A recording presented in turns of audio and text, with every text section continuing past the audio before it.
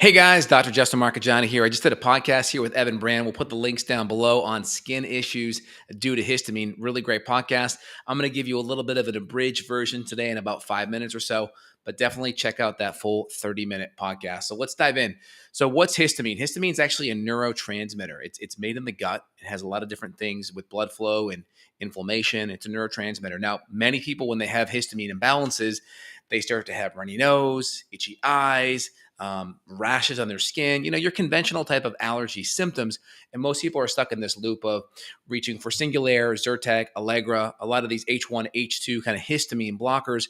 And a lot of times they have side effects, whether it's brain fog, fatigue, tired, sleepy, lack of being cognitively sharp. And so you want to get to the root cause because why do you have these issues to begin with? You don't want to be stuck on allergy medications. And of course, the next step up from that would be some kind of a steroid or anti-inflammatory medication. And none of these things actually fix the root cause, right? So why are these things happening to begin with? So first thing is you have an environment issue, right? You have endogenous and exogenous problems. So exogenous means it's the outside happening to you. So environmentally, you're going to have whether it's danders or pollens or mold or mycotoxins from the environment coming in, and your immune system is bathing in these things because you're breathing it in and it's creating an immune response.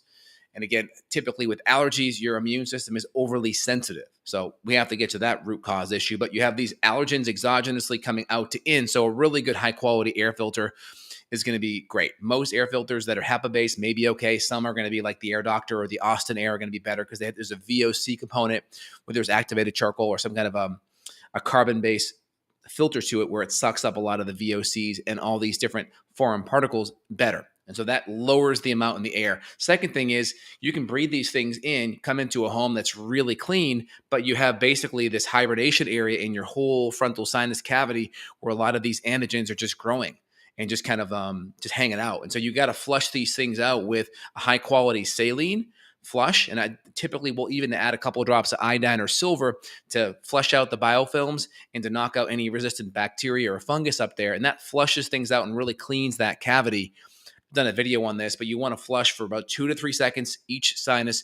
And you don't want a neti pot. A neti pot's like watering. It's like trying to clean your driveway without having a surface washer, right? You need that high quality pressure to break things up. And so that really good sinus bottle or a nasaline really creates that pressure. So watch that video. We'll put down below in the show notes on sinus flushing. And I'll even use some Xlear Rescue or Xlear Max spray. It can be super helpful to kind of break up biofilms and allow things to get sloughed off and flushed out better. So we have the outside environment. We have the inside environment, getting your nose clean, getting your gut bacteria in balance. There's different bacteria that can actually produce histamine, whether it's Pseudomonas, Klebsiella, Citrobacter. These bacteria actually produce histamine. And when you have high amounts of these bacteria in your gut, you're going to have this histamine reservoir going, and then you're going to have these symptoms happening as a byproduct. Now, why is that histamine there? Typically, it could be from antibiotic use. It could be from lots of processed food, or just you have imbalances and you have to really work on restricting fermentable carbohydrates, and you're growing these bacteria. You could have low stomach acid, low enzymes. Inflammatory foods could drive these things. If you're feeling any level of bloat or gas or motility issues, there's a good chance that you have some of these bacteria in your gut and they're out of balance. And so knocking down those bacteria can be a really big deal out of the gates. Now, people that have bacterial imbalances, a lot of times stomach acid's a big deal because low levels of stomach acid make it easier for bugs to grow. This is the reason why a common like cleaner, right, on the table, is white vinegar or apple cider vinegar. You put these on a rag and you wipe things down. It's a great cleaner. Well, white vinegar is acetic acid, right? So it's very high. It's very low pH, right? Low pH means more acidic. And so in our gut, when we have good levels of acidity in our stomach, especially, that's going to make it harder for bugs to grow. And then when we break food down better due to good acidity levels, that allows us to break down and absorb and assimilate our food better. Again, foods that are not broken down adequately can be a stressor on the body because we have to break them down, absorb and assimilate and get those nutrients from our gut into our bloodstream. And if we don't break them down well, that can be a problem.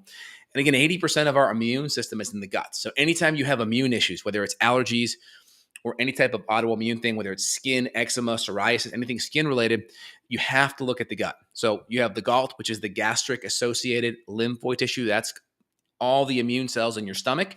Then you have the MALT, which is the mucosal associated lymphoid tissue. That's in your small intestine.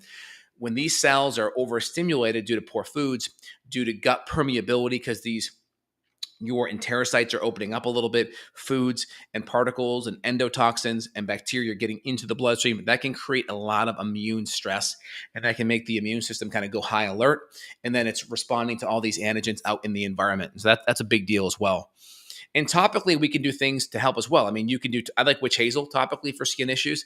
It's an anti inflammatory, and it also helps with blood flow and just kind of helping the healing process. Witch hazel is wonderful as a topical. But again, you have to look at it and say, what's the root cause? It's still not going to be a root cause supporter, but it's definitely a good palliative as well. Isopropyl alcohol for bug histamine bites, skin histamine bites, excellent as well. A lot of times, the typical conventional way is going to be corticosteroids, or it's going to be like an immunosuppressant drug like Elidel or Eucrisa, like a tacrolimus or a picrolimus medication that kind of suppresses the immune system. But that's not getting to the root cause. So anytime you have skin related issues, you have to look at the gut. The gut's a big deal. That's where 80% of your immune response is. Now, topically, you can also do red light. Red light's wonderful for eczema, wonderful for psoriasis and skin-related issues, very anti-inflammatory, supports blood flow. It's another great option to kind of help with the healing process, but you got to go look at the food, your digestion. You got to look at gut permeability, because the more permeable your gut is, the more you're going to have immune responses from food and bacteria going in from the gut into the bloodstream back into your body systemically. We have to look at the bacteria issues. We have to look at the environment. And we have to look at your whole frontal sinus cavity to make sure you're not bringing things back in. Hope that helps. Again, environmental mold can also be a big thing. So you have to do some testing. You got to look at your gut. You have to look at potential mold in your house, mold in your environment, maybe mold in your body, and potentially your hormones. People that have very low cortisol levels, very low hormones, low progesterone, low cortisol, I find that people tend to be more sensitive and have more allergy-related issues due to their inflammatory system being very low and depleted. So you got to look deeper at the hormones. That's going to give you a good reservoir and a good buffer to be able to deal with stress and have a healthier immune response. All right, guys, this is Dr. J here. Hope you enjoyed today's video. If you did, let me know. Thumbs up. Let me know in the comments. Helps the search algorithm. Also, I see patients worldwide. If you want to dive in, roll up your sleeves, and go deeper on this, there'll be my coordinates down below to reach out. All right, guys, have a phenomenal day.